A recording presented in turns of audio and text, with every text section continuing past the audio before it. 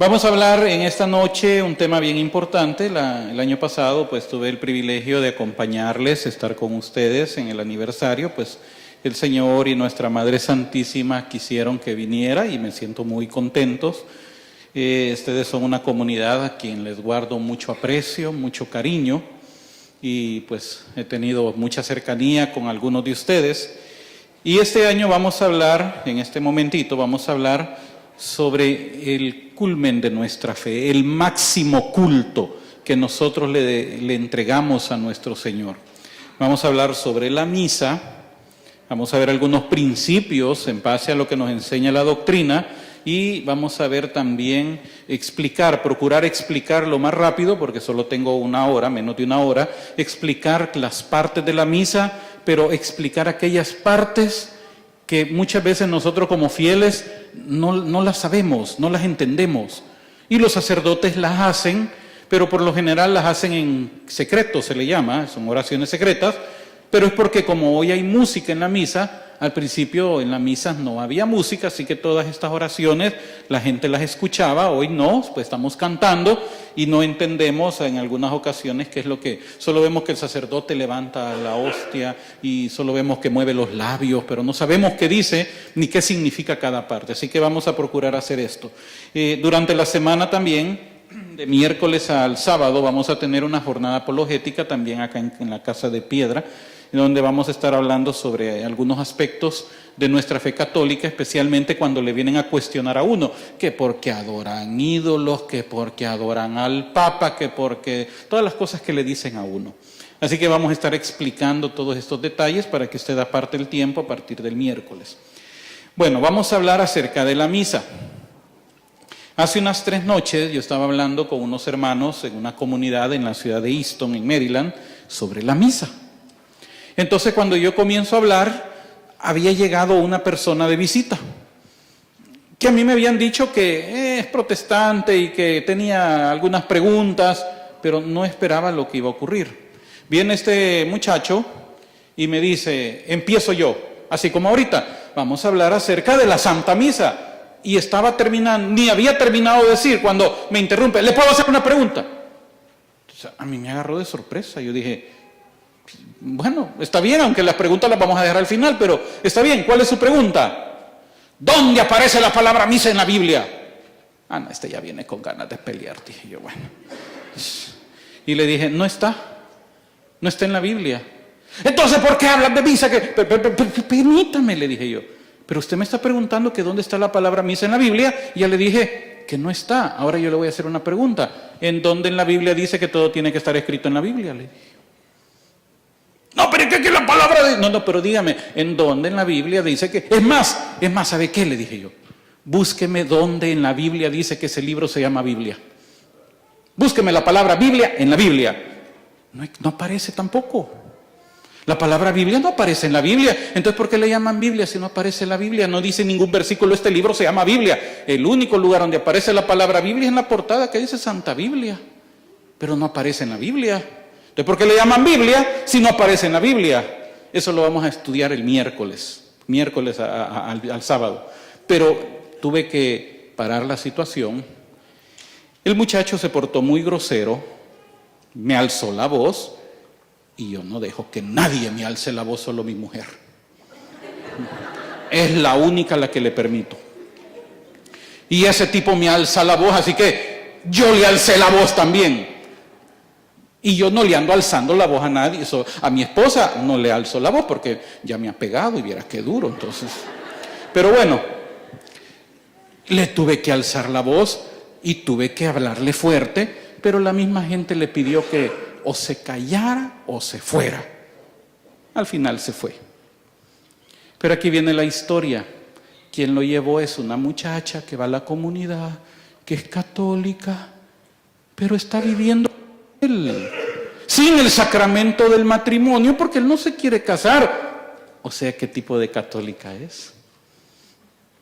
Y hoy en la tarde hice un video donde explicaba precisamente esa situación. En mi perfil de Facebook aparece, porque cuando yo era protestante, en el protestantismo se nos exhortaba que teníamos que casarnos. Hay matrimonio, claro, no es un sacramento como aquí. Y aquí en la Iglesia Católica también, aquí sí es sacramento. Pero una persona que se junta con un protestante a vivir, como decimos en mi país, El Salvador, arrejuntados, es un fornicario. Y el protestante que se mete a vivir con una persona sin que el pastor lo haya casado, también es un fornicario. Así que, ¿qué es lo que yo puedo entender ahí? Que tanto la muchacha es mala católica como él es mal protestante, porque los dos están viviendo sin matrimonio. Pero la pregunta, ¿dónde en la Biblia? Eso sí no les falta. Pero tomando el tema de la misa, ¿dónde aparece la palabra misa? No aparece, si no está en la Biblia, si nadie, no todo tiene que quedar, o no todo tuvo que quedar escrito en la Biblia. Pero ¿qué significa misa? Aquí viene lo interesante. Muchos no saben qué significa misa. Esa es una palabra latina porque cuando la misa se celebraba en latín, cuando el sacerdote terminaba la misa, él decía, déjeme buscar, por aquí lo tenía, ite missa est, en latín. Ite missa est. Ite quiere decir váyanse, pueden irse. Misa viene de misión, de envío. Y cuando se pone missa est, y cuando se ocupaba el sacerdote decía ite missa est, significa váyanse, han sido enviados. ¿Qué es lo que significa eso?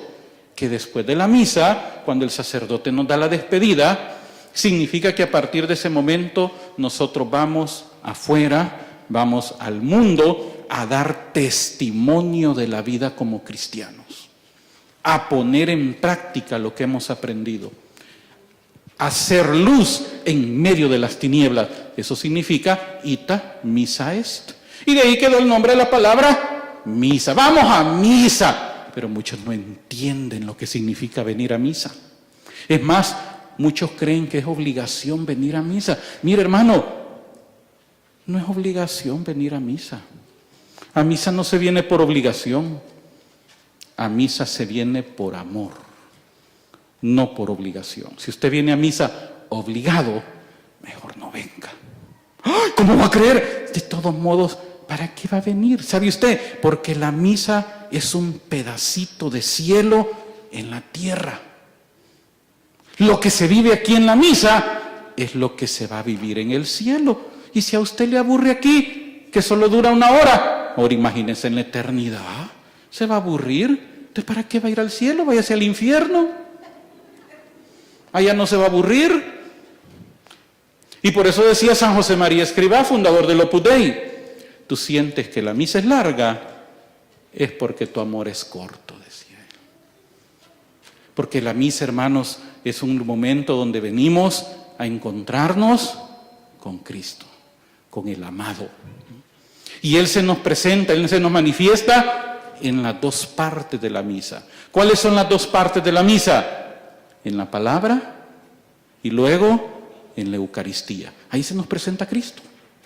Y cuando nosotros venimos a misa, nuestro interés tiene que ser venir a encontrarnos con Cristo. Y hay 2 aspectos bien importantes previos a la misa. Primer aspecto, se llama el ayuno eucarístico. ¿Qué significa ayuno eucarístico? No comer nada 1 hora antes de la misa. Así que si usted se comió, y yo he conocido sacerdotes muy estrictos que dicen, si usted ha comido, no dice que no hay que tomar agua, no comer. Pero hay algunos sacerdotes muy estrictos, yo conocí a uno en República Dominicana que le decía a la gente, si en la última hora antes de la misa usted ha comido, ha tomado agua, ha tomado alguna bebida gaseosa, e incluso ha masticado, absténgase de comulgar. O sea, llegan a extremos, pero sí, tiene que haber un ayuno eucarístico, no ingerir nada, 1 hora, por lo menos 1 hora antes. Pero hay otro aspecto bien importante, son consejos antes de venir a misa. Se le llama el sagrado silencio. ¿Qué significa eso? Que cuando venimos y entramos al templo, tiene que haber absoluto silencio. Lo menos media hora antes de la celebración. ¿Por qué? Porque en ese lapso de tiempo podemos aprovechar y tenemos que aprovechar para estar en oración, en silencio, preparándonos para el encuentro con Cristo. Pero ¿qué hacen en mi país? Es entrando al templo y la gran plática. Allá decimos la gran guasa que se tiene la gente. Todos platicando. En otras comunidades tienen la buena práctica de rezar el rosario antes de la misa. ¿Lo hacen ustedes aquí? Sí, ¿verdad? Pero igual, he estado en comunidades donde van a rezar el rosario al estilo, como decimos en mi país, atrabancado. Unos rosarios que no sirven. Se equivocan en los misterios, los que están dirigiendo. Están ametrallando a la Virgen con los Ave María. Dios te salve María, llena eres del Señor contigo. Santa María, Madre de Dios, pecadores, pecadores. No sirve eso. No se hace con respeto, con amor, con devoción, en recatamiento.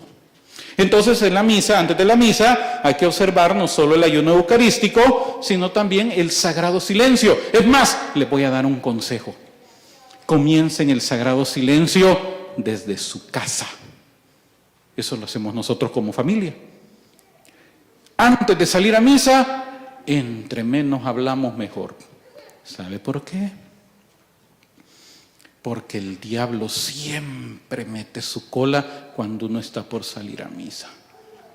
¿Que dónde me dejaron las llaves? Que yo aquí las había dejado. ¿Por qué quitan las cosas de su lugar? Y la camisa, ¿por qué no está planchada? ¿Y por qué no te apuras? Apurate, que te tardas tanto en el baño si no te estás maquillando. Y empieza la gritazón en las casas, empiezan los chispazos, se enojan y cuando ya vienen en el carro ya vienen con la gran boca, así que no se pueden ni ver unos a otros. Y a la hora de la paz no se ni quieren ni dar la paz entre ellos. ¿Verdad que sí? Ustedes han ido a mis parroquias entonces, allá donde yo vivo, porque eso pasa. Entonces, ¿qué es lo que hacemos nosotros en casa? Entre menos nos hablemos, mejor. Desde ahí empezamos a guardar el sagrado silencio, para no darle lugar al diablo.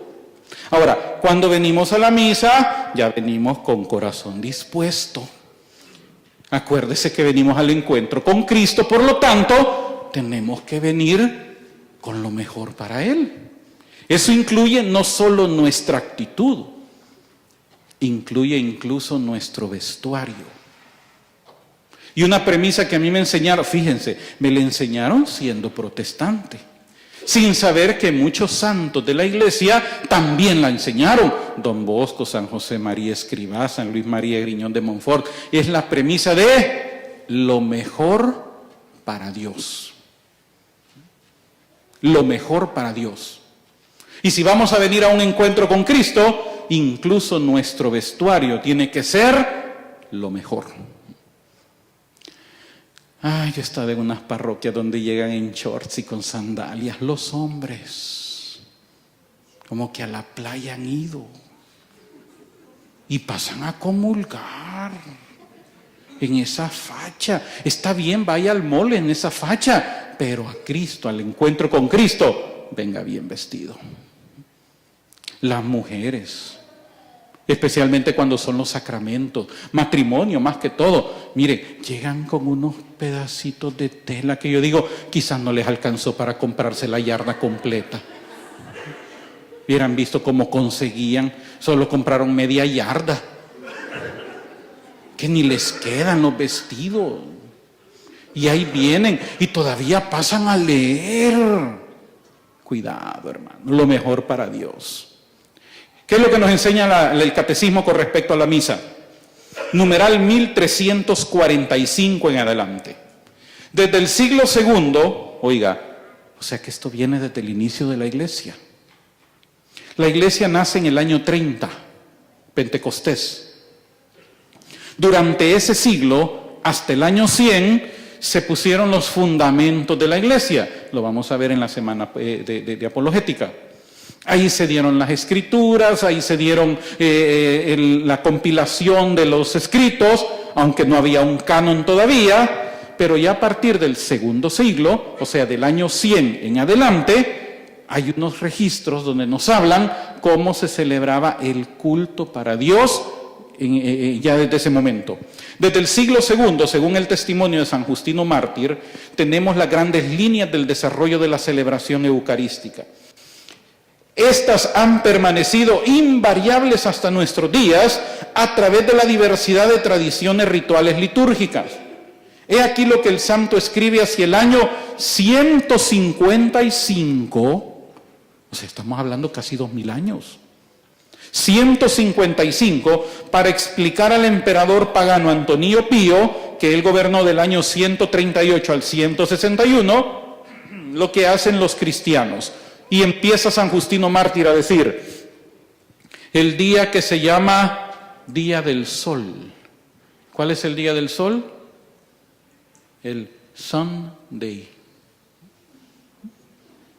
Día del Sol. ¿Y cómo se dice en español?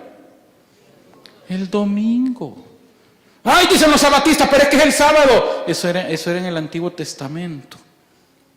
Los cristianos celebran el Día del Sol. ¿Qué significa eso? Primer día de la semana de los hebreos.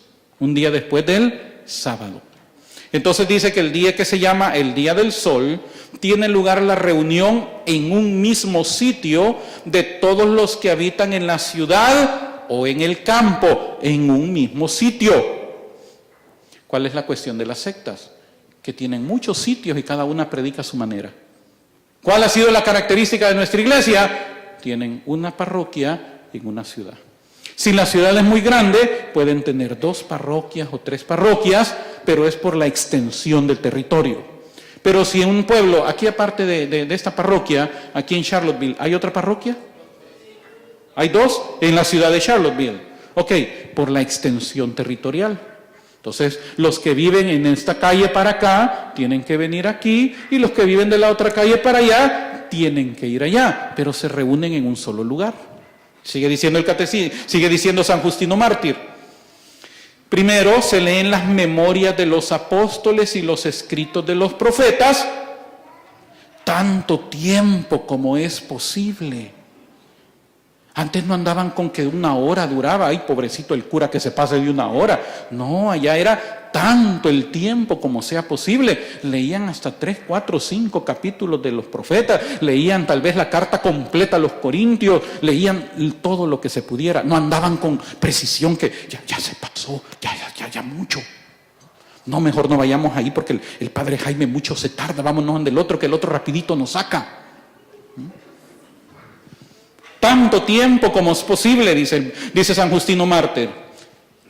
Cuando el lector ha terminado, el que preside, el presbítero, el que preside, toma la palabra para incitar y exhortar a la imitación de tan bellas cosas. En las parroquias, en donde hay diácono, pues están los lectores, luego el diácono es el que lee el Evangelio, y luego el que preside, en este caso el presbítero, es el que da la homilía. Entonces el que preside toma la palabra para incitar y exhortar a la imitación de tan bellas cosas. Luego nos levantamos todos juntos y oramos por nosotros y por todos los demás donde quiera que estén, a fin de que seamos hallados justos en nuestra vida y nuestras acciones, y seamos fieles a los mandamientos para alcanzar así la salvación eterna. Aquí tenemos otro problema nosotros. San Justino está diciendo que el objetivo de la misa es unos por otros, para animarnos, pero con un solo objetivo, que logremos alcanzar la salvación. Pero ¿qué pasa con alguna gente? Ay, es que la misa es tan aburrida. Ay, no, qué aburrido es eso, lo mismo y lo mismo. Mi querido hermano, ¿y quién te ha dicho que la misa es para venir a entretenerte? La misa no es para venir a entretenernos. La misa es para venir a salvarnos. Así que el que viene a misa con otro objetivo que no sea buscar su salvación y la de su familia y la de otros, no sé a qué viene, porque no se entiende el propósito de la misa. Cuando termina esta oración, nos besamos unos a otros, el ósculo santo, el saludo de la paz, como se llama hoy. Luego se lleva al que preside, a los hermanos, pan y una copa de agua y vino mezclados. Ya vamos a ver qué significa todo eso. El presidente los toma y eleva alabanzas y gloria al Padre del universo por el nombre del Hijo y del Espíritu Santo y da gracias. En griego eso se dice Eucaristía. De ahí viene la palabra Eucaristía, dar gracias. Largamente, da gracias largamente. O sea, primero ya leímos las Escrituras lo más que se pueda y hoy va a dar una acción de gracias largamente. Esta gente pasaba todo el día en misa, hermanos. Y nosotros con una hora nos estamos muriendo.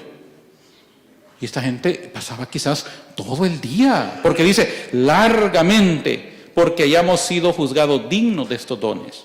Cuando terminan las oraciones y las acciones de gracias, todo el pueblo presente pronuncia una aclamación diciendo, amén. Cuando el que preside ha hecho la acción de gracias y el pueblo le ha respondido, los que entre nosotros se llaman diáconos distribuyen a todos los que están presentes pan, vino y agua eucaristizados y los llevan también a los que están ausentes. En este caso, los enfermos, los presos. Los que estaban por ser lanzados a las fieras en el circo romano, todos los que no podían estar presentes, pero que pudieran comulgar si hubieran estado presentes. Porque ahí se han inventado algo que no han entendido. Y tal vez, pues esta es una crítica, pero hay que entender estos aspectos. Por ejemplo, hay mucha gente que no puede comulgar. ¿Por qué razón no pueden comulgar? ¿Por qué creen que no pueden comulgar? Porque están en pecado mortal, no pueden comulgar. Pero han malinterpretado algo que se diseñó, una oración que se diseñó para el tiempo ya cuando comienzan los medios de comunicación. Cuando ya se empiezan a transmitir las misas por radio o por televisión y alguien está en su cama postrado porque no puede ir a misa, pero está en gracia de Dios, entonces se hace una pausa y dice, y para aquellos que no pueden recibir a Jesús sacramentalmente, lo pueden recibir espiritualmente. Pero la oración dice, no pudiendo recibirte sacramentalmente, te recibo espiritualmente. ¿Por qué? Porque no estoy presente, pero si estuviera presente, sí lo recibiera sacramentalmente. Pero no hay comunión, y esto es fuerte, esto es grave, no hay comunión con Cristo cuando se vive en pecado mortal, no hay. El que vive en estado de pecado mortal vive declaradamente, abiertamente, enemistad con Dios, es enemigo de Dios. Entonces no puede haber comunión. Es lo que dice San Pablo. No hay comunión entre la luz y las tinieblas, entre Cristo y Belial. No hay, no existe, no puede haber de ninguna manera. Por eso es que el que está en pecado mortal no puede recibir ningún tipo de comunión con Cristo hasta que no confiese su pecado mortal y se aparte. Así que si alguien está en esa situación, allá está el Padre. Porque lo grave es esto. El catecismo dice en el numeral 1035 que los que mueren en ese estado, en estado de pecado mortal, descienden inmediatamente al infierno, donde no van a salir. Si a usted le han dicho de que no, pues vamos a hacer un novenario, vamos a rezar 9 rosarios para que la Virgen lo saque del infierno, no es cierto, lo han engañado. No enseña eso la doctrina católica. El que entra al infierno nunca saldrá de ahí, nunca. Es eterno. Un lugar de tormento, de dolor, de odio. Ahí se van a acordar cuando venían a misa obligados. Y van a sentir tanto odio contra ustedes mismos por haber rechazado la Santa Misa. Ahí van a sentir odio por haber vivido en pecado mortal y van a sentir odio por aquel que los indujo a vivir en pecado mortal. Y van a sentir odio, dolor, rechinar de dientes. Por eso es que la misa es para salvarnos. Por eso es que nuestra actitud para venir a misa tiene que ser buscar mi salvación. Y eso es lo que dice Jesús: el que come mi carne y bebe mi sangre tiene vida. El que no come mi carne y no bebe mi sangre, no tiene. Ay, pero iba a misa todos los días. Tú no comulgabas. Sí, pero escuchaba. Pero yo creía en Dios. También los demonios creen y tiemblan. Así que ya saben cuál es el objetivo. Sigue diciendo el catecismo. Cuando terminan las oraciones y las acciones de gracias, todo el pueblo presente pronuncia una aclamación diciendo amén. Cuando el que preside ha hecho la acción de gracias y el pueblo le ha respondido, los que nosotros se llaman diáconos, bueno, ya lo leímos. Numeral 1346. La liturgia de la Eucaristía se desarrolla conforme a una estructura fundamental que se ha conservado a través de los siglos hasta nosotros. Comprende dos grandes momentos que forman una unidad básica. Primero, la reunión, la liturgia de la palabra, con las lecturas, la homilía y la oración universal. Ahí termina la primera parte. Por muchos siglos, los candidatos al bautismo, cuando terminaba este momento de la oración universal, tenían que abandonar. Ahí donde el sacerdote les decía, pues misa esta, váyanse. Y solo se quedaba con los bautizados. Para la segunda parte, ya después se modificó eso y permitieron que los tecúmenos se quedaran a recibir, a escuchar todo, pero sin poder participar de la Eucaristía hasta que recibieran el bautismo. Luego la segunda parte, que es la liturgia eucarística, con la presentación del pan y del vino, la acción de gracias consecratoria de consagración y la comunión. Liturgia de la palabra y liturgia eucarística constituyen juntas un solo acto de culto. En efecto, la mesa preparada para nosotros en la Eucaristía es a la vez la de la palabra de Dios y la del cuerpo del Señor. He aquí, dice el numeral 1347, el dinamismo del banquete pascual de Jesús resucitado con sus discípulos. En el camino les explicaba las Escrituras. Luego, sentándose a la mesa con ellos, tomó el pan, pronunció la bendición, lo partió y se lo dio. Fíjense que esos discípulos de Emaús vivieron una de las primeras misas después de la resurrección de Cristo. Primero escucharon de Jesús la palabra, la explicación, y luego se sentaron en la mesa a comer. Y cuando Él parte el pan, ahí reconocieron que era Él desaparece, pero se queda presente en el pan. Esa fue la primera misa, si queremos hablarlo así. Primera misa después de la resurrección. Y eso es lo que encontramos aquí, hermanos. Cuando venimos, nos venimos a encontrar con Cristo. Escuchamos su palabra. Escuchamos la explicación de su palabra. Por eso, desde que nosotros venimos a misa, tenemos que estar sentaditos y atentos. Ya es tiempo que nos quitemos la manía que tienen en algunos lugares de que es empezando la homilía, empieza el desfile de gente para el baño y entran y salen, especialmente mujeres con niños, y empiezan a salir y entrar. Los jóvenes también aprovechan para irse a dar su vueltecita por allá, y si andan de noviecito, pues aprovechan también que allá afuera no hay nadie, y empieza la salidera de jóvenes y de mujeres y de niños. Cuidado con eso. Entonces no están entendiendo a lo que han venido. Están delante de Cristo. Entonces agarran esto como, ¿por qué hay que ir? Porque somos católicos, porque la abuela era católica y nos dijo que siempre fuéramos a misa, pero no entienden a lo que vienen. Numeral 1300, está duro esto, ¿verdad? Pero que Dios nos ayude. Yo creo que no me vuelven a invitar después de esto.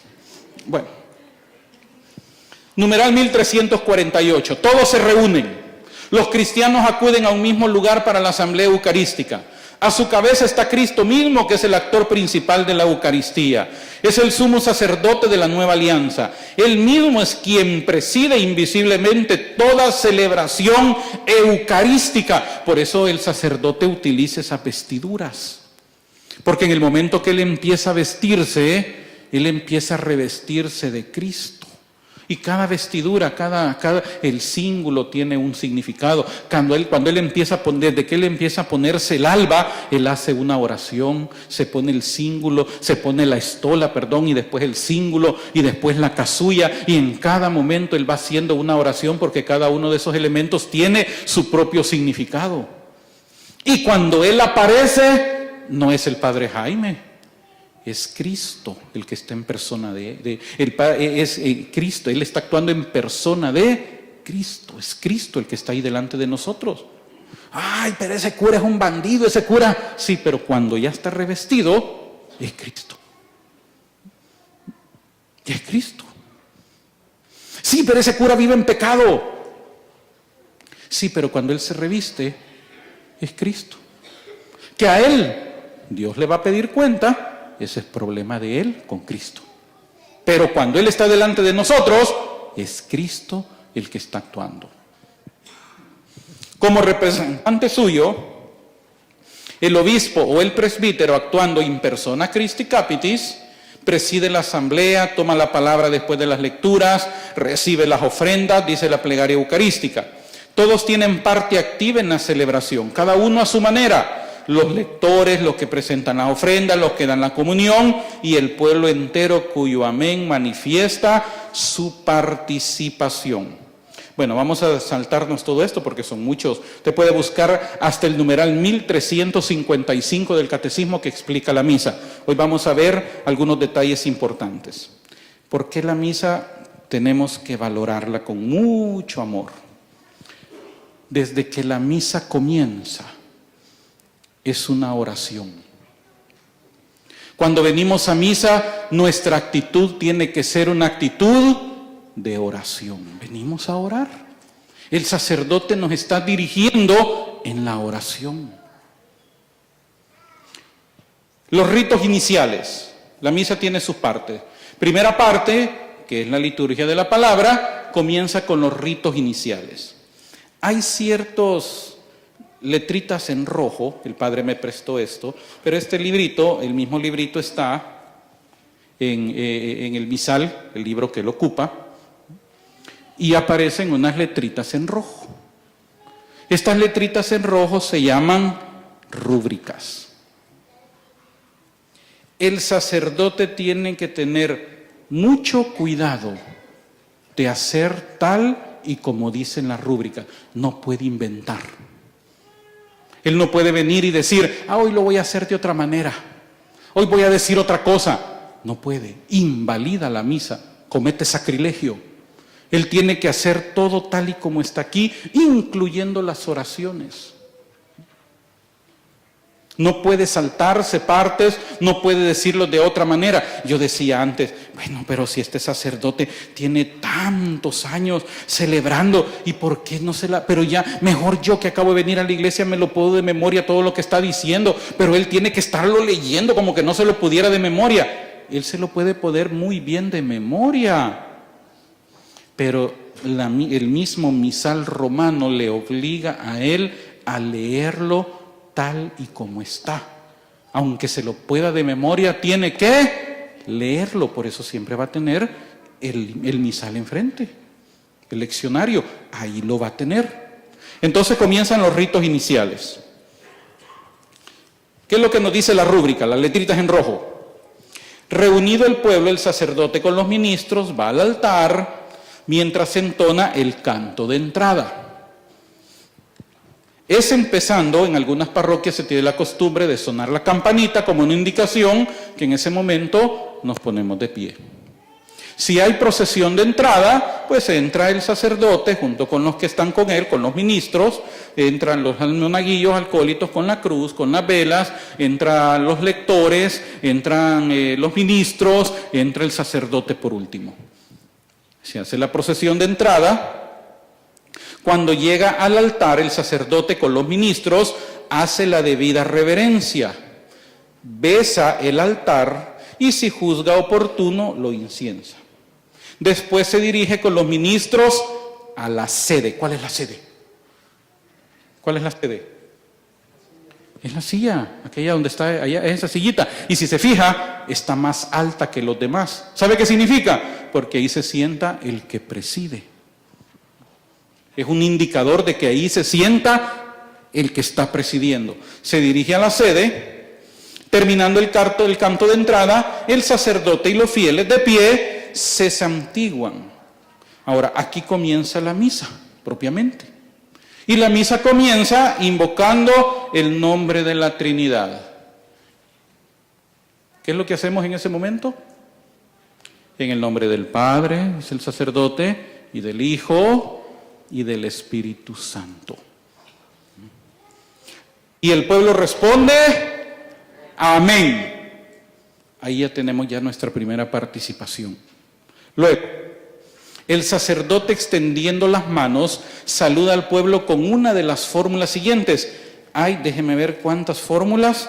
6 fórmulas para tiempo ordinario.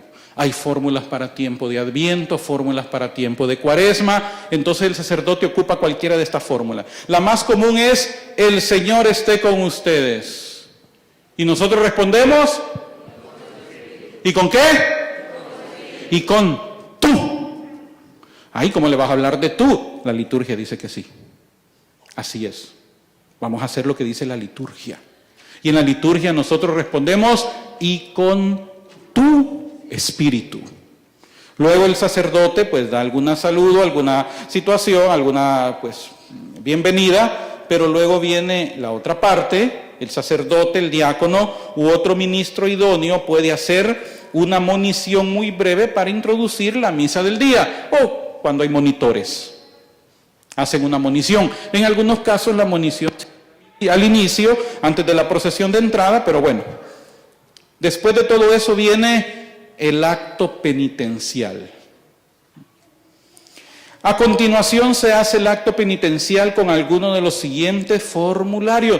Y hay también una cantidad de actos penitenciales. Son varias páginas de actos penitenciales. El más común, hermanos, para celebrar dignamente estos sagrados misterios, reconozcamos nuestros pecados. Entonces, como dijimos que la misa es una oración, nosotros ya que empezamos a orar también. ¿Qué hacemos?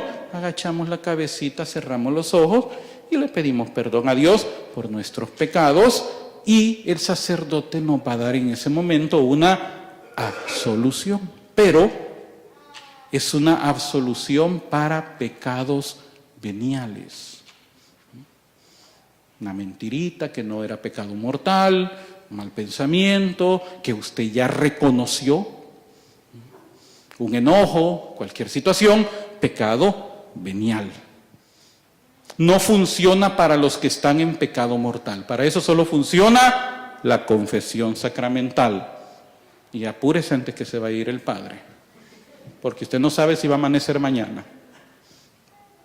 Una vez termina, se hace ese momento de silencio, entonces ahora venimos, se hace una pausa en silencio, después hacen todos la común confesión de sus pecados. Y todos, aunque el sacerdote diga, comience, yo confieso ante Dios, usted no va a empezar, ante Dios todo, no, desde el comienzo. Yo confieso ante Dios Todopoderoso. Esa es una de las fórmulas. Otra fórmula es, ten misericordia, Señor, ten misericordia de nosotros, dice el sacerdote, y nosotros respondemos, porque hemos pecado contra ti. Muéstranos, Señor, tu misericordia y danos tu salvación. Ahora, el sacerdote, en ese momento, hace una efusión especial. Él junta, si se fija, en ese momento él junta, o él levanta sus manos. Él está invocando, en ese momento, al levantar sus manos, está haciendo una efusión. Hace 3. La primera es cuando da la absolución. Cuando él dice, el Señor tenga misericordia de nosotros, perdone nuestros pecados y nos lleve a la vida eterna. Y nosotros respondemos, amén. Él hizo esa efusión del Espíritu sobre nosotros, nuestros pecados veniales quedaron perdonados. Hay gente que dice, hoy no voy a comulgar porque me enojé con este hombre. No, ahí en ese acto, ahí pide perdón. Hoy no voy a comulgar porque ando enojado. No, ahí hace la confesión de ese pecado venial y en ese momento el sacerdote da la absolución, usted ya puede pasar a comulgar. Después de que se ha hecho ese rito, ese momento de esa absolución, ahora viene el sacerdote, después de ese momento, y ya se empieza a cantar o se empieza a decir, el Señor, ten piedad. Ahí venimos nosotros y empezamos, Señor, ten piedad, Cristo, ten piedad, Señor, ten piedad. Cuando es día domingo, se entona el Gloria. Cuando es solemnidad, se entona el Gloria.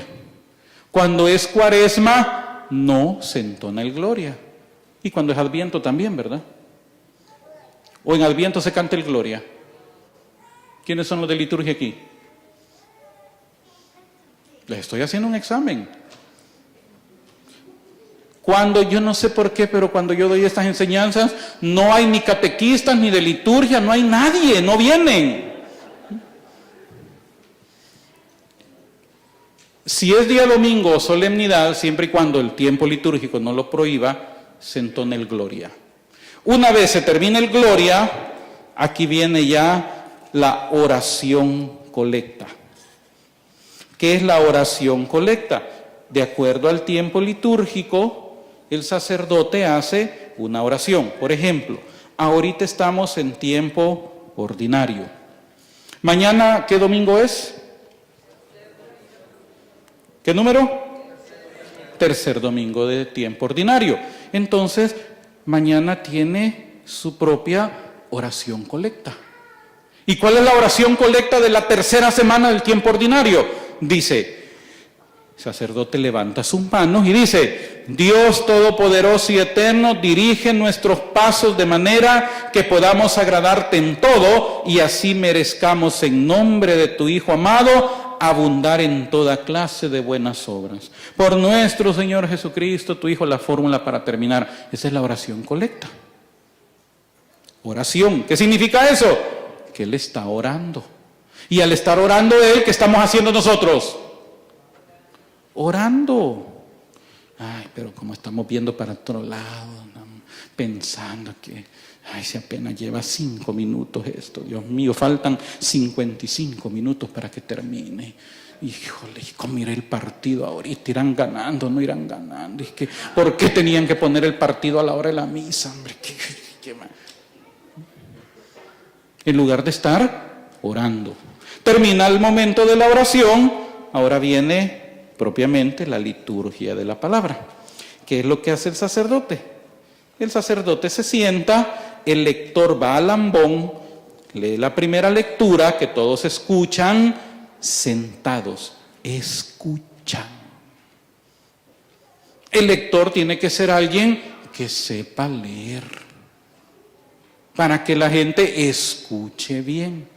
Porque yo ya he estado en misas en donde el que ponen a leer no sabe leer.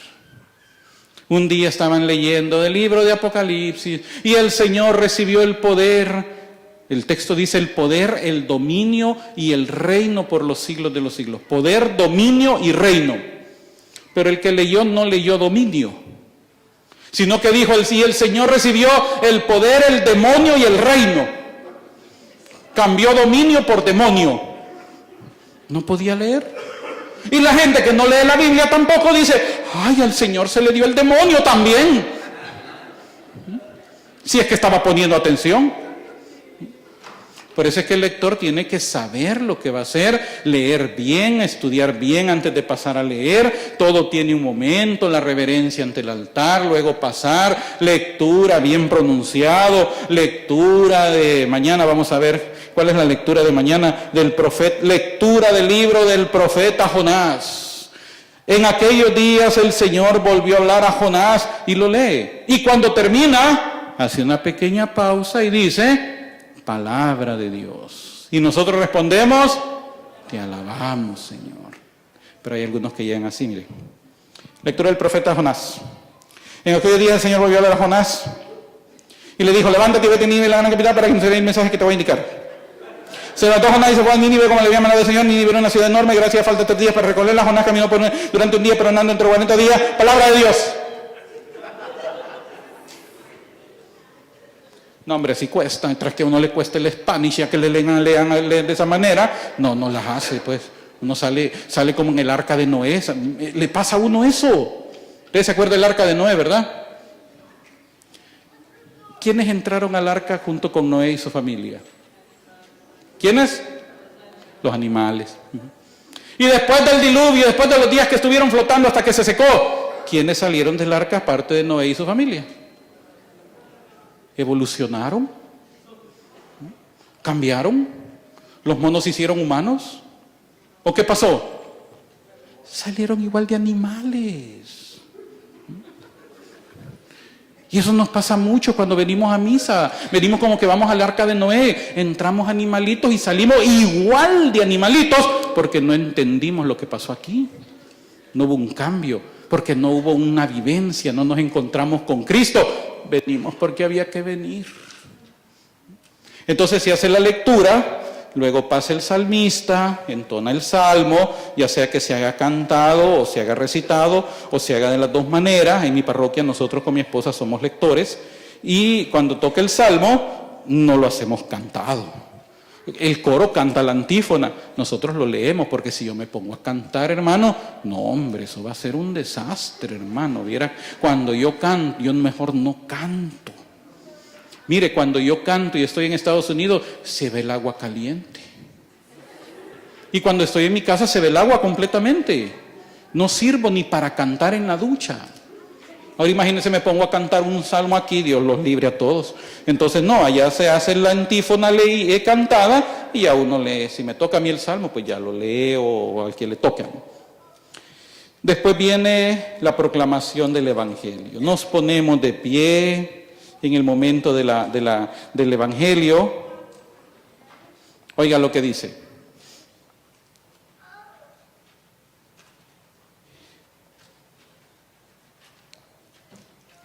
Sigue el aleluya o en tiempo de Cuaresma el canto antes del Evangelio. Mientras tanto, si se usa incienso, el sacerdote lo pone en el incensario. Después el diácono o el concelebrante que ha de proclamar el Evangelio en la misa presidida por el obispo, inclinado ante el sacerdote. Cuando hay diácono, el sacerdote le da la bendición. Inclinado ante el sacerdote, pide la bendición diciendo en voz baja: Padre, dame tu bendición. Luego viene el sacerdote en voz baja, dice: el Señor esté en tu corazón y en tus labios para que anuncie dignamente su Evangelio en el nombre del Padre, el Hijo y el Espíritu Santo, y le hace una señal de la cruz. Cuando hay un diácono que va a leer. Ahora, cuando no hay un diácono y en este caso el diácono o el concelebrante responde amén. Ahora, cuando no hay un diácono, pues el sacerdote lo hace, pero aquí vienen las oraciones que el sacerdote hace en secreto, que nosotros no nos damos cuenta y que tienen una gran profundidad en nuestra salvación. Dice: si el mismo sacerdote debe proclamar el Evangelio, inclinado ante el altar, dice en secreto, oiga, purifica mi corazón y mis labios, Dios Todopoderoso, para que anuncie dignamente tu Evangelio. Esa es la oración que él hace. Purifica. Y viene, el sacerdote nos saluda, va al ambón, si hay ministros o muchachitos que llevan el incienso y los cirios, y luego el sacerdote viene y nos saluda. El Señor esté con ustedes y con tu espíritu, le decimos. Lectura del Santo Evangelio según San, el que corresponde. Estamos en ciclo B del tiempo litúrgico, del calendario litúrgico. Este ciclo B, durante los domingos, se va a leer el Evangelio de Marcos. En el ciclo A se lee Mateo. Y en el ciclo C se va a leer Lucas. Entonces ahorita estamos en el ciclo B. Todo el año vamos a leer durante el tiempo ordinario el Evangelio de Marcos. Entonces va a decir el sacerdote: lectura del Santo Evangelio según San Marcos. Y mientras tanto hace la señal de la cruz sobre el libro y sobre su frente, labios y pecho. ¿Qué es lo que hacemos nosotros? Inmediatamente a la par del sacerdote, hacemos la señal de la cruz sobre nuestra frente, nuestros labios y nuestro pecho. Eso es todo. Algunos que empiezan.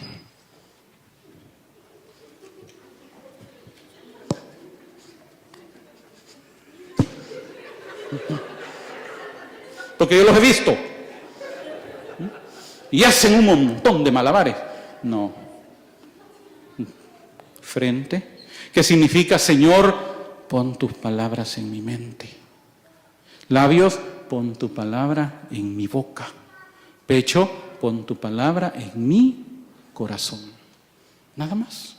No necesitas estar haciendo, no. Frente, labios, pecho. Y después de eso, aquí viene otra cosa bien importante. Oiga.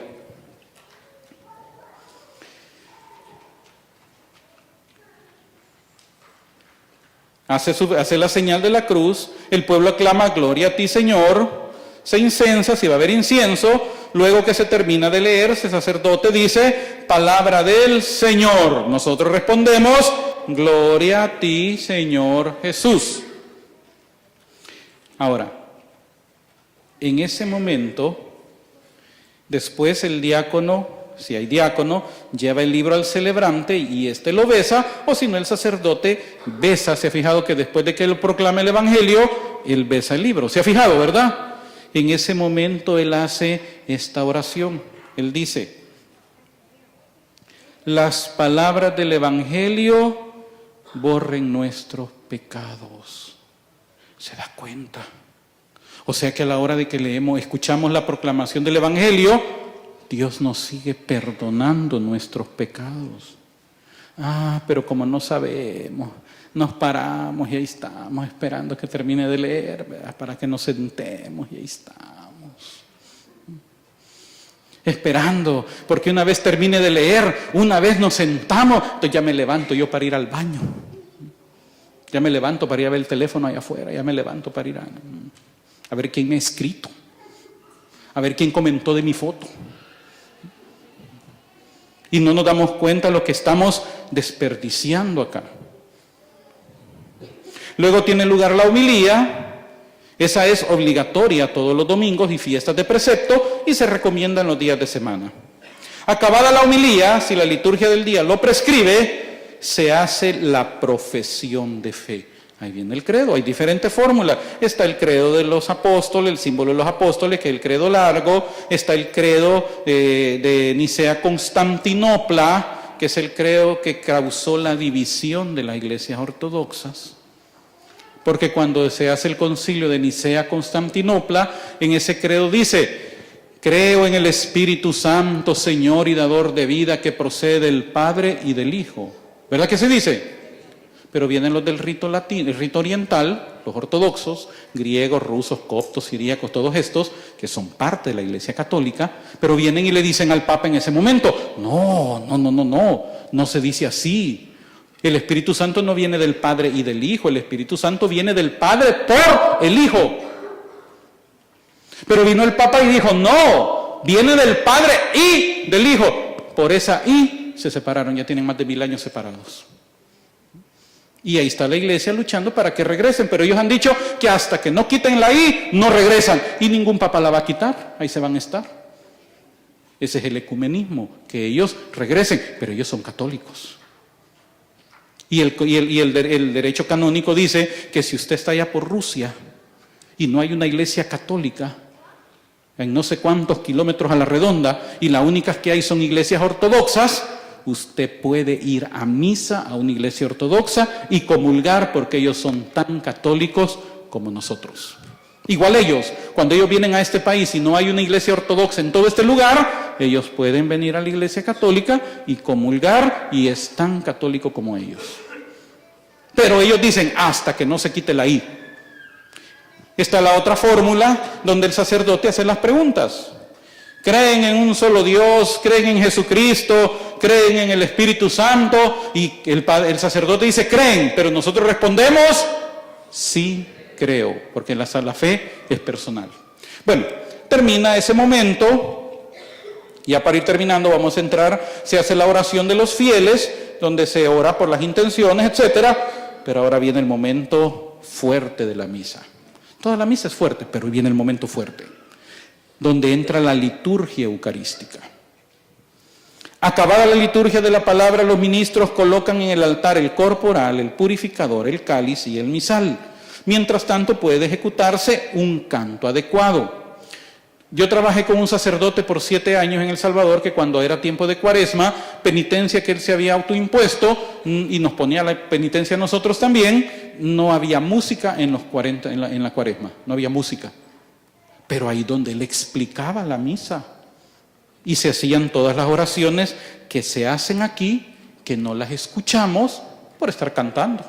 Y aquí viene otro error nuestro. Creemos que este momentito que se llama el ofertorio, creemos que es el break de la misa. Los que no salieron a la hora de la homilía, les agarra de platicar a la hora del ofertorio. Ya cuando empieza el canto del ofertorio, pues sí, mira, fíjate qué tal cosa. Creen que es el break. La misa no tiene break. Es una oración continua.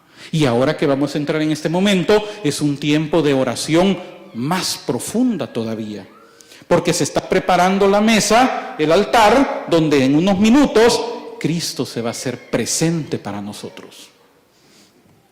Conviene que los fieles expresen su participación en la ofrenda, bien sea llevando el pan y el vino para la celebración de la Eucaristía, bien aportando otros dones para las necesidades de la iglesia. El sacerdote se acerca al altar, toma la patena con el pan y manteniéndola un poco elevada sobre el altar, dice en secreto. Si no hay música, él lo dice en voz audible y nosotros respondemos. Pues la mayoría del tiempo hay música, pero él hace esta oración, él levanta la patena y él dice: bendito seas, Señor Dios del universo, por este pan, fruto de la tierra y del trabajo del hombre que recibimos de tu generosidad. Y ahora te presentamos, él será para nosotros pan de vida. Si nosotros escucháramos eso, tendríamos que responder: bendito seas por siempre, Señor. Luego viene, coloca, echa un poco de vino, toma la copa, el cáliz, echa vino y un poco de agua en el cáliz. ¿Para qué es el agua en el vino? Es para que no sienta tanto el sabor a vino, sino que hace su mezclita ahí, ¿verdad? Para que vaya ahí mezcladito, agua con vino y se sienta más rico. No. Tiene un significado muy profundo. Toma el vino y al vino le echa un poquito de agua. No le echa mitad agua, mitad vino, no, un poquito. Pero él hace esta oración. Oiga, el agua unida al vino sea signo de nuestra participación en la vida divina de quien ha querido compartir nuestra condición humana. Cuando el sacerdote echa ese poquito de agua en el vino, él está diciendo y está haciendo esta oración que así como Cristo, el agua somos nosotros, el vino es Él. Así como Él se hizo hombre, así nosotros podamos convertirnos ¿en qué? ¿En qué? Así como Él es Dios y se hizo hombre, nosotros podamos convertirnos en... Esto no es herejía, es doctrina, lo que pasa es que no se nos enseña. Nos podamos convertir en Dios. ¿Cómo es eso? Pues sí, eso es lo que dice la palabra de Dios. Nosotros hemos sido llamados para compartir también su gloria. No, pero Él no comparte su gloria. Jesús mismo lo dijo. La gloria que yo les he dado, dijo Jesús, la gloria que tú me diste, yo se las he dado a ellos. Y el objetivo, y eso lo dice claramente San Pablo, nosotros estamos esperando ser revestidos de la gloria de Cristo. Entonces vamos a ser dioses. Hay que tener cuidado con eso también, porque no como los mormones dicen que vamos a llegar a ser Dios. No, pero vamos a ser partícipes de la naturaleza divina. Vamos a ser glorificados. Por eso dice San Juan en su carta, que el que tiene esta esperanza, dice, se purifica a sí mismo como Él es puro, porque tiene la esperanza de un día compartir su divinidad. Ahí lo dice claramente San Pablo. Sepa que ustedes no leen la Biblia. Por eso vuelvo a leer la oración. El agua unida al vino sea signo de nuestra participación en la vida divina de quien ha querido compartir nuestra condición humana. Se da cuenta la gran dignidad que los seres humanos tenemos. Por eso es que el diablo nos quiere tener en la ignorancia para que todo el tiempo estemos viendo para el suelo y no veamos para arriba. No veamos a las cosas de arriba, como dice San Pablo, sino que estemos viendo las cosas de la tierra para tenernos sometidos. Por eso es que dice San Juan, un día seremos semejantes a Él, porque lo veremos a Él tal y como Él es, dice San Juan en su carta, primera carta.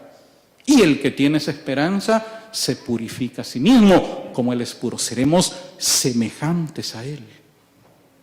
¿Sabía usted eso, hermano? No, y no leen la Biblia, que lo van a andar sabiendo.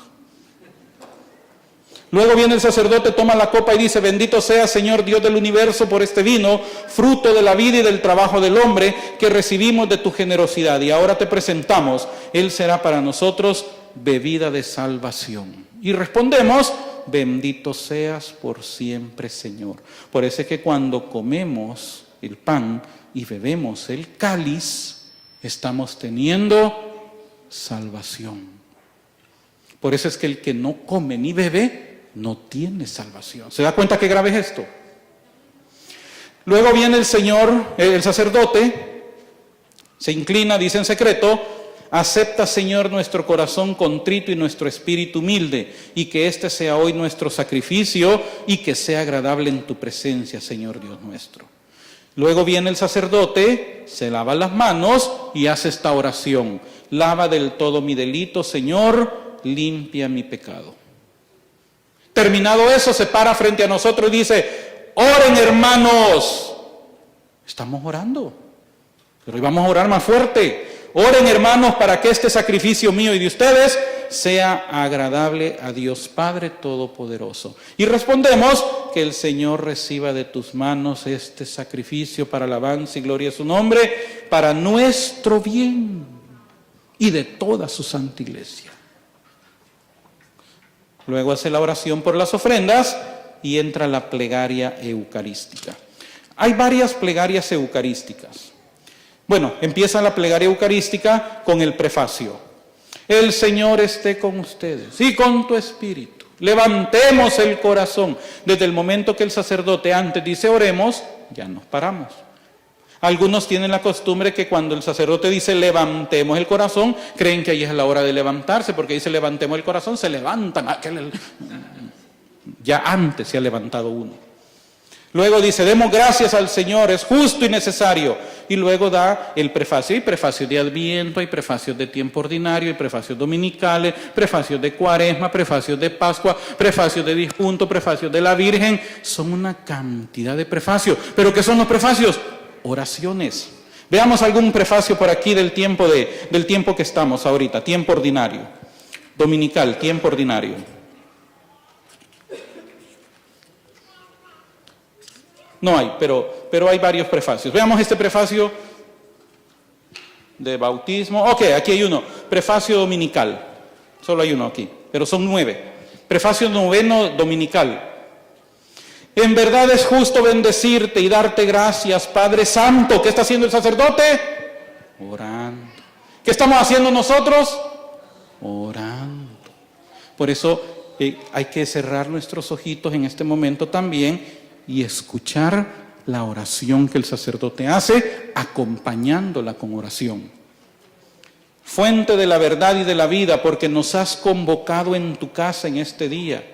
Hoy tu familia reunida en la escucha de tu palabra y en la comunión del pan único y partido, celebra el memorial del Señor resucitado mientras espera el domingo sin ocaso en el que la humanidad entera entrará en tu descanso. Entonces contemplaremos tu rostro y alabaremos por siempre tu misericordia. Mire qué oración más bonita la que está haciendo el sacerdote. Con esta gozosa esperanza y unidos a los ángeles y a los santos, cantamos unánimes el himno de tu gloria. Y empezamos a cantar. una oración. Y hay una cantidad de prefacios. Prefacios para la Eucaristía, prefacios de penitencia, prefacios de difuntos, prefacios de la Virgen María. Ahora viene la plegaria eucarística. La plegaria eucarística comienza cuando empieza el sacerdote. La más común, la que se utiliza más comúnmente, es la número 2. Son varias. Pero hay una que es la plegaria eucarística 1 o canon romano. De esta plegaria, que muy poco se hace, hay vestigios del siglo II, es la más antigua de todas. Aquí se ora por el Papa, se pide la intercesión de los santos, se empieza con María Virgen, Madre de Jesucristo, su esposo San José, la de los santos apóstoles y mártires, Pedro y Pablo, Andrés, Santiago y Juan, Tomás, Santiago, Felipe, Bartolomé, Mateo, Simón y Tadeo. Luego menciona los primeros papas, que de esos primeros papas 2 aparecen en la Biblia: Lino, Cleto, Clemente, Sixto, Cornelio, Cipriano, Lorenzo, Crisógono, Juan y Pablo, Cosme y Damián, y la de todos los santos. Este es el prefacio más largo de todos. Por eso es que comúnmente lo que se hace es que se ocupa el prefacio o la plegaria eucarística número 2. Vamos a ver esa rápido. Es la más corta. Después del santo dice el sacerdote: Santo eres en verdad, Señor, fuente de toda santidad. Tiene las manos extendidas. Pero en ese momento las junta y dice, en ese momento que las junta, es cuando nos ponemos de rodillas. Uno no se pone de rodillas cuando Él dice, santo eres en verdad. No, hay que esperar que Él junte sus manos. En ese momento que Él junta sus manos, ahí mismo nos ponemos de rodillas. Y hay que ponerse de rodillas, es parte de la liturgia. Junta las manos y manteniéndolas extendidas sobre las ofrendas, dice: por eso te pedimos que santifiques estos dones con la efusión de tu Espíritu. Ahí invoca el Espíritu Santo. Junta las manos y traza el signo de la cruz sobre el pan y el cáliz conjuntamente, diciendo: de manera que sea para nosotros cuerpo, hace la cruz, y sangre de Jesucristo nuestro Señor. Junta las manos y en las fórmulas que siguen, las palabras del Señor han de pronunciarse con claridad como lo requiere la naturaleza de esta. ¿Qué significa eso? Que Él tiene que decirlo tal como está aquí. Él no puede poner otras cosas. Ya les voy a contar lo que viví una vez. Él dice: el cual, cuando iba a ser entregado a su pasión voluntariamente aceptada, toma el pan y sosteniéndolo un poco elevado sobre el altar prosigue: tomó pan dándote gracias, lo partió, y Él tiene que estarlo leyendo tal y como está aquí, es parte de la obligación de Él. Por eso yo decía, ¿y que no se lo puede de memoria? ¿Cómo no? Pero tiene que leerlo. Tomó pan dándote gracias, lo partió, lo dio a sus discípulos diciendo, se inclina un poco y ahí lo dice con más fuerza: tomad y comed todo de él, porque esto es mi cuerpo que será entregado por vosotros. ¿Qué hace el sacerdote? Lo levanta. Invocó al Espíritu Santo, utilizó las palabras de Cristo. ¿Qué ocurre en ese momento? El Espíritu Santo cambia la sustancia del trigo y se convierte ahora en el cuerpo de Cristo. Entonces, cuando el sacerdote lo levanta, ya no es una hostia, es Jesús el que está delante de nosotros. ¿Qué hacemos la mayoría? Cerramos los ojos. No, es cuando más los tenemos que abrir, porque hoy se nos ha hecho presente Cristo entre nosotros. Y aquel canto protestante que dice, aunque mis ojos no te puedan ver, te puedo sentir, es una herejía. ¿Por qué es una herejía? Porque sí lo podemos ver con nuestros ojos, porque cuando el sacerdote lo levanta es Jesús el que está delante de nosotros. Yo preguntaba, ¿usted ha visto a Jesús alguna vez? Sí, lo he visto en el enfermo, en el pobre, en el mendigo, en el aquí. No, pero a él lo he visto. No, nunca lo he visto, a él nunca lo he visto. Pues vaya a misa y abra los ojos cuando el sacerdote lo muestre. Quédese a la hora santa cuando él lo expone. Es Jesús el que está delante de nosotros. Un día en una misa viene y dice que Jesús tomó el pan la noche, cuando iba a ser entregado tomó el pan, voluntariamente aceptado, tomó el pan, dio gracias, lo partió y lo dio a sus discípulos. Ok. Pero en una misa dice el sacerdote, tomó el pan, lo partió y lo dio a sus amigos y amigas que estaban presentes. Ahí arruinó la misa. Porque ahí no dice amigos y amigas, ahí dice discípulos. Luego muestra el pan consagrado al pueblo, lo deposita luego sobre la patena, lo adora haciendo genuflexión y luego prosigue. Del mismo modo, acabada la cena, toma el cáliz y sosteniéndolo un poco elevado sobre el altar prosigue. Tomó el cáliz y dándote gracias de nuevo lo pasó a sus discípulos. No dice amigos y amigas, discípulos. Y dijo, y se inclina un poco, tomad y bebed todos de él, porque este es el cáliz de mi sangre, sangre de la alianza nueva y eterna que será derramada por vosotros y por muchos, dice en alguna parte de la liturgia. ¿Y por qué no por todos? Porque no es de todos la fe. Él derramó su sangre, pero no todos aceptan este sacrificio. Para el perdón de los pecados. Haced esto en conmemoración mía. Muestra el cáliz al pueblo, lo deposita, ahí nuevamente vemos el cáliz y adoramos porque ahí está hoy la sangre de Cristo. Ya no es vino, es la sangre de Cristo. Luego él ocupa una de las siguientes fórmulas. La más común es, este es el sacramento de nuestra fe. Y proclamamos nosotros los pilares de la fe que tenemos. Anunciamos tu muerte, proclamamos tu resurrección. Ven, Señor Jesús. Porque ese es el clamor del espíritu y de la esposa, dice Apocalipsis. Ven, Señor Jesús. Por eso el canto de aquel cantante guatemalteco que dice que Jesús no es verbo sino sustantivo, que dice, Señor, mejor quédate en el cielo, no bajes a la tierra. Ese es el anticristo el que está hablando, porque solo a él no le conviene que Jesús venga a la tierra. Al contrario, la iglesia está clamando junto con el espíritu, ven, Señor Jesús. Y esa es la espera de todos los cristianos. Entonces tenemos que decir esto y no podemos de ninguna manera saltarnos esta parte. Estamos pidiendo que Él venga. Después el sacerdote con las manos extendidas dice, así pues, Padre, al celebrar ahora el memorial de la muerte y resurrección de tu Hijo, sigue orando, Él sigue orando. Así pues, Padre, está orando. Te ofrecemos el pan de vida. Ahora, en la liturgia, en el canon romano, cuando el sacerdote dice, este es el sacramento, y nosotros decimos, anunciamos tu muerte, inmediatamente nos tenemos que poner de pie. Pero Estados Unidos tiene una dispensa especial de Roma, donde se le permite a uno quedarse hasta el final de la plegaria. Por eso es que en los países de uno se para en ese momento, aquí uno se queda arrodillado. Pero es una dispensa especial que tiene este país. Así pues, Padre, al celebrar ahora el memorial de la muerte y resurrección de tu Hijo, te ofrecemos el pan de vida y el cáliz de salvación y te damos gracias porque nos haces dignos de servirte en tu presencia. Te pedimos humildemente que el Espíritu Santo congregue en la unidad a cuantos participamos del cuerpo y sangre de Cristo. ¿Aquí entran las asambleas de Dios donde yo estuve? No.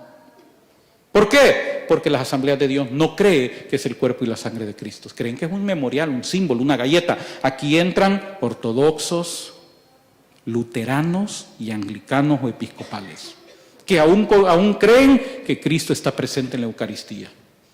Los demás grupos no, ellos tienen que tener un diálogo interreligioso y tienen que reconocer a Cristo en la Eucaristía y al Papa como pastor. Pero para los otros grupos, aquí entra esto. Entonces sigue diciendo, acuérdate, Señor, de tu iglesia extendida por toda la tierra y con el Papa, se pide por el Papa que esté en ese momento, con nuestro obispo, el obispo del lugar a donde está, que se le llame el ordinario, y a todos los pastores que cuidan de tu pueblo, llévala a su perfección. Está pidiendo por la perfección de los cristianos. Por eso es que los cristianos no podemos vivir una vida mediocre, hermano. Hemos sido llamados a la perfección, a la excelencia de vida como cristianos. Por eso no podemos agarrar la vida de cristiana a lo que salga. Vamos a ver qué sale. Si da lo mismo, hombre. Si de todos modos no hay que ser fanático. No, hay que buscar la perfección de vida como cristiano. Y sigue diciendo, acuérdate también de nuestros hermanos que durmieron en la esperanza y la resurrección y de todos los que han muerto en tu misericordia. ¿Se oró por los que están en el infierno? No. ¿Por qué? Porque no murieron en la misericordia de Dios. Murieron en enemistad de Dios. ¿Se da cuenta qué duro es esto? Ay, pero yo cómo voy a saber si mi esposito se murió en pecado mortal, o cómo voy a saber. No lo sabemos. Oremos por él. A lo mejor. Pero si no se salvó, pues su oración va a servirle a otro que nadie ora por él. ¿Sabe cuánta gente hay en el purgatorio y nadie ora por ellos? ¿Sabe cuánta gente hay? Millones. ¿Usted cree que el protestante por ser protestante se va a condenar? No. Porque el catecismo dice que aquellos que sin culpa no conocieron la Iglesia Católica como sacramento de salvación, pueden alcanzar la salvación, viviendo de acuerdo a los mandamientos. Pero los que sin culpa, pero el catecismo dice que el que habiendo conocido la Iglesia Católica como sacramento de salvación, no hubiera querido permanecer o no hubiera querido entrar, dice el catecismo, no se salva. Cuando yo leí eso, yo me espanté porque yo dije, bueno, o sea que yo tengo que hacerme católico o me hago católico. Pero yo no puedo decir, no, mejor me quedo allá porque ya me va mejor. Porque si hubiera dicho, mejor no me hago católico, aunque yo creo que es verdad, pero a mí me va mejor aquí, mejor me quedo aquí, me condeno, porque yo ya había entendido que este sacramento de salvación. O el católico, ay, yo me he encontrado protestantes que me dicen, no, si yo era catequista, pues estás condenado. Porque si eras catequista era porque sabías, conocías la doctrina, enseñabas la doctrina. No me vengas hoy vendiendo atalayas o andar de aleluya para arriba y para abajo. Entonces te condenaste porque conociste y no quisiste permanecer. Pero los que son sin culpa, yo conocí muchos protestantes. Gente muy buena, gente muy noble, gente muy espiritual, gente que vivía de acuerdo a los mandamientos, pero equivocados. Y se murieron. ¿Creen que Dios los va a condenar? No, pero tienen que pasar al purgatorio. ¿Quién ora por ellos? Si en sus congregaciones no creen en el purgatorio, ¿quién ora por ellos? Nosotros tenemos que orar por ellos, porque ellos están solos, abandonados en el purgatorio, porque sus congregaciones no oran por ellos, porque no creen en eso. Entonces usted siempre acuérdese en sus oraciones, pida por aquellos que murieron en el error, pero viviendo como los mandamientos mandan. Ten misericordia de todos nosotros y así con María la Virgen, Madre de Dios, los apóstoles y cuantos vivieron en tu amistad a través de los tiempos, merezcamos por tu Hijo Jesucristo compartir la vida eterna y cantar tus alabanzas. Junta las manos, toma la patena con el pan consagrado y el cáliz y sosteniéndolos elevados dice, por Cristo, eso solo lo dice Él, nosotros no lo repetimos. Por Cristo, con Él y en Él, y aunque Él lo haga cantado y el coro lo acompañe, no lo podemos cantar nosotros, solo lo dice el sacerdote. Por Cristo, con Él y en Él, a ti Dios Padre Omnipotente, en la unidad del Espíritu Santo, todo honor y toda gloria por los siglos de los siglos. Y nosotros respondemos, amén. Ahora vamos, y hay varias plegarias eucarísticas que cada una tiene su fórmula. Hoy vamos a ver ya los ritos finales. Ahora viene el rito de la comunión. Fieles a la recomendación del Salvador y siguiendo, esa es una de las fórmulas, su divina enseñanza, nos atrevemos a decir y rezamos el Padre Nuestro. Luego viene el sacerdote y dice, líbranos de todos los males, Señor. Ay, ¿y por qué me va tan mal en mi vida? Pues que no estás pidiendo en la misa, que estás orando porque Dios te libre de los males. Porque cuando llega el sacerdote a esta parte, ya estás más dormido que despierto. Dice, líbranos de todos los males, Señor. Concédenos la paz en nuestros días, para que ayudados por tu misericordia vivamos siempre libres de pecado. Pero muchos salimos a pecar al nomás terminar la misa. Vivamos libres de pecado, protegidos de toda perturbación. De toda perturbación física y espiritual, mientras esperamos la gloriosa venida de nuestro Salvador Jesucristo. Junta las manos y el pueblo concluye la oración aclamando, aquí decimos nosotros, tuyo es el reino, el poder y la gloria por siempre, Señor. Ahora viene a esto, que es bien interesante, y dice, Señor Jesucristo, que dijiste a tus apóstoles, la paz os dejo, mi paz os doy, no tengas en cuenta nuestros pecados, sino la fe de tu iglesia, y conforme a tu palabra, concédele la paz y la unidad. Tú que vives y reinas por los siglos de los siglos, y el pueblo responde, amén. Ahora el sacerdote dice, el Señor, la paz del Señor esté siempre con ustedes. Y nosotros respondemos, y con tu espíritu. Lo que sigue es opcional. ¿Se puede o no se puede? Si el sacerdote juzga oportuno, así lo dice. Luego, si juzga oportuno, el diácono o el sacerdote añade, si juzga. Si no, lo puede omitir, no es sacrilegio ni pecado. ¿Y qué es esa parte que si considera oportuno hacerlo? Es cuando él dice, dense fraternalmente la paz. Si él considera que no hay, él simplemente después que dice, la paz esté con ustedes y con su espíritu, él puede seguir a la siguiente parte. El padre Hilario Contrán, él no hacía esta parte. Y un día yo le pregunté, todavía no sabía esta parte, que era opcional. Pero un día le pregunté, padre, ¿y por qué nosotros no nos dice que nos demos la paz? ¿Y para qué si están todos empleitados entre ustedes? Hay todos divididos que no se pueden ni ver. Hay que un grupo dice que es mejor que el otro y que los otros son más espirituales que estos porque rezan el rosario y los otros no. Y los otros dicen que no, que los otros son más espirituales porque no rezan el rosario, que son más espirituales. ¿Y entonces para qué se van a dar la paz si están empleitados? Entonces él no nos permitía que nos diéramos la paz hasta que no nos pusiéramos en paz de verdad. Por eso él dice, si considera oportuno que se dé, pero si vamos a estar en guerras y divididos, mejor no nos demos la paz. Es decir, esa hipocresía, entonces estamos orando y vamos a orar con hipocresía. Ay, la paz del Señor, hermanita, pero cuando ya termina la misa, la puñalada. Entonces no estamos en nada. ¿Verdad que esto es duro? Dura tu palabra, Señor. A este no hay que volverlo a traer, dicen algunos. Y ahora pues se intercambia el saludo de paz. Y todos, según la costumbre del lugar, se den la paz.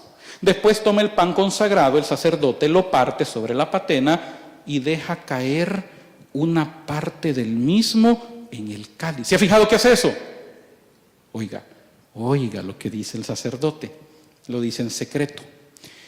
El cuerpo y la sangre de nuestro Señor Jesucristo unidos en este cáliz. Él consagra el cuerpo, él consagra la sangre, pero después deja caer un pedacito de pan del cuerpo en la sangre. Entonces en ese momentito se está uniendo el cuerpo y la sangre. Y él dice, el cuerpo y la sangre de nuestro Señor Jesucristo unido en este cáliz sean para nosotros alimento de vida eterna. ¿Y qué es lo que se hace en algunos países como los nuestros? El sacerdote ahora viene, bueno, después dice él, Cordero de Dios que quitas el pecado del mundo, ten piedad de nosotros. Cordero de Dios que quitas el pecado del mundo, ten piedad de nosotros. Eso lo hace el coro, lo decimos nosotros también. Cordero de Dios que quitas el pecado del mundo, danos la paz. Ahora, ese pedacito de hostia en el cáliz significa esto. En nuestros países el sacerdote comulga y luego toma el cáliz, pero a la hora de la comunión nos dan ¿qué? ¿Nos dan las dos especies? No, solo nos dan la hostia. Y dicen, pero ¿y por qué no les dan también del vino? Porque ya en ese pedacito va unido el cuerpo y la sangre. Entonces, si comulgamos solo con la hostia, recibimos cuerpo, sangre, alma y divinidad. Y si se acaban las hostias y solo queda vino, recibimos cuerpo, sangre, alma y divinidad. Se unen las dos en ese momentito. Por eso es que en muchos países no dan la sangre, solo el cuerpo. Pero ahí va la sangre también, ya están unidos. A continuación el sacerdote con las manos juntas dice en secreto, Señor Jesucristo, Hijo de Dios vivo, que por voluntad del Padre, cooperando el Espíritu Santo, diste con tu muerte la vida al mundo, líbrame por la recepción de tu cuerpo y de tu sangre de todas mis culpas y de todo mal. Concédeme cumplir siempre tus mandamientos y jamás permitas que me separe de ti. Señor Jesucristo, la comunión de tu cuerpo y de tu sangre no sea para mí un motivo de juicio y condenación, sino que por tu piedad me aproveche para defensa de alma y cuerpo y como remedio saludable. Las oraciones que él hace antes de que él comulgue. Luego dice, este es el Cordero de Dios que quita el pecado del mundo. Ahora lo enseña cuerpo y sangre juntos. Y nosotros decimos, Señor, ¿no soy qué? Pero yo he escuchado monitoras que dicen, Señor, no soy digna de que recuerde la monitora que no está monitoreando solo para mujeres. Aparte, quien dijo esto fue el centurión, y el centurión no dijo digna. ¿Cómo dijo el centurión? Ay, pero qué excluyente, qué machista. No, es la liturgia. Y la liturgia dice, no soy digno. Así que la que es monitora no tiene que decir digna, tiene que decir digno. No soy digno de que entres en mi casa, pero una palabra tuya bastará para... pero esto solo se dice cuando la misa es de sanación, ¿verdad que sí? Porque como hay misa de sanación y hay misa que no es de sanación. O sea, en la misa de sanación uno no se sana, pero en la otra misa sí se sana. ¿Verdad que sí? Todas las misas son iguales. Así que deje de andar inventando misa de sanación y misa que no es de sanación. Si en todas las misas está presente Cristo y en todas las misas Él puede sanar, si quiere. No hay que andar inventando que misa de sanación, que misa que no es de sanación. No, porque en todas decimos lo mismo. Una palabra tuya bastará para sanarme. Y luego el sacerdote dice, el cuerpo de Cristo, cuando Él comulga, me guarde para la vida eterna. Y luego toma la sangre y dice, la sangre de Cristo me guarde. Y en algunas ocasiones, como hizo el Padre ayer, Él dice para todos, el cuerpo y la sangre de Cristo nos guarden para la vida eterna. Luego pasamos a comulgar, nos muestran, nos dicen, el cuerpo de Cristo. Antes de comulgar, uno tiene que hacer una reverencia. Por lo general tiene que ser antes de que, mientras el otro está comulgando, uno está atrás y uno le hace la reverencia y luego el sacerdote le dice, el cuerpo de Cristo, y uno dice, amén. Ya sea que comulgue en la mano, comulgue en la boca. Si comulgue en la boca, ábrala bien, para que Jesús pueda entrar bien. Saque bien la lengua, así como la saca cuando está chismeando, sáquela bien ahí, sáquela bien para que el sacerdote ponga bien el cuerpo de Cristo y usted, una vez comulga, no tiene que persinarse, porque uno solo se persina cuando comienza la misa y cuando el sacerdote nos despide y nos da la bendición. Cuando se comulga, no, ni cuando se reza el Padre Nuestro, no. Es más, cuando se reza el Padre Nuestro no se dice amén. Y después que hemos comulgado, hay gente que tiene la costumbre en algunos lugares que recibe el cuerpo de Cristo y se van para el sagrario. No hay necesidad. ¿Sabe por qué? Porque en ese momento usted es el sagrario. Porque en usted ahora está Cristo. En ese momento Cristo se ha hecho uno con usted, conmigo. Nos ha hecho uno entre todos los que hemos recibido el mismo cuerpo, porque todos comemos el mismo pan. Uno en Él, uno entre nosotros. Entonces cada quien regresa a su lugar y en oración. Hay gente que va. Ya cuando se va acercando, y después que ha comulgado se regresa el chicle. No, ni siquiera hay que tener chicle aquí adentro. Un día yo iba a dar un tema en el ambón, me dieron el ambón, no había así trilito como esto, me dieron el ambón, me pusieron en el ambón, y cuando yo, y había un micrófono incorporado, así que no tenía que usar el inalámbrico, entonces yo tenía las manos libres, así que yo vengo y saludo, hermano, buenas noches, y me agarro así, del ambón, donde se proclama la palabra, y cuando yo lo agarro aquí, empiezo a sentir, era de menta. ¿Qué hacía un chicle en el ambón donde se proclama la palabra? ¿Sabe qué hacía? Ahí lo dejó uno de los lectores. Lectura del... Pero ya antes de eso había llegado con el chicle y lo pegó ahí. Eso quiere decir que empezó la misa con el chicle en la boca. Falta de respeto. Entonces, después de la comunión, pues el sacerdote, después de eso, termina la comunión. Dice el sacerdote, ya cuando está purificando, que está limpiando los vasos, el cáliz, haz, Señor, que recibamos con un corazón limpio el alimento que acabamos de tomar y que el don que nos haces en esta vida nos aproveche para la eterna. Él también se lava las manos, vamos a ver dónde está esa parte.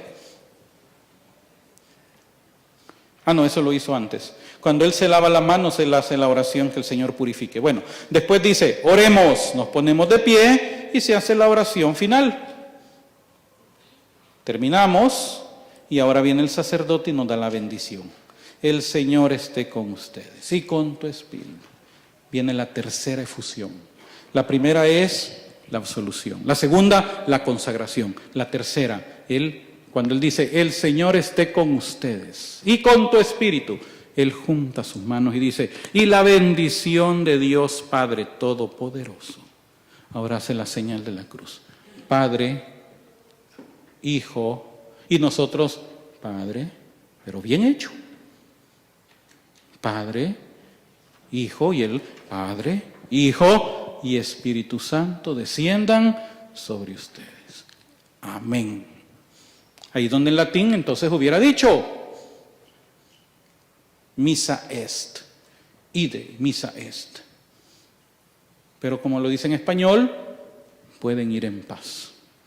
Y decimos, demos gracias a Dios. Y nos quedamos de pie, el coro hace el último canto, los niños que andan preparan la cruz, la vela, y sale la procesión, y nosotros nos quedamos hasta que el Padre ha salido. No vamos a salir antes de Él y casi empujándolo para irnos rápido. No, esperamos que Él salga.